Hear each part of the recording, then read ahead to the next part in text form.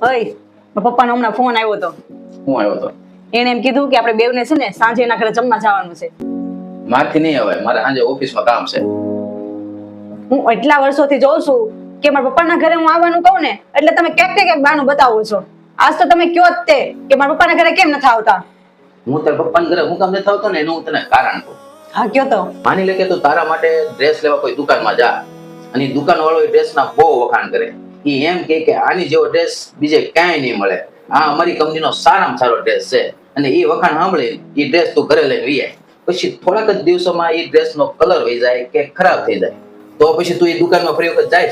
તો એ દુકાનમાં હું ફરી વખત કોઈ દિવસ ન જાઉં. જવાનું તો ઠીક, ત્યાંથી નીકળી હોય ને તો એ દુકાનની સામે ન જો. હા, હું એટલે જ જાતો તારા પપ્પાના ઘરે.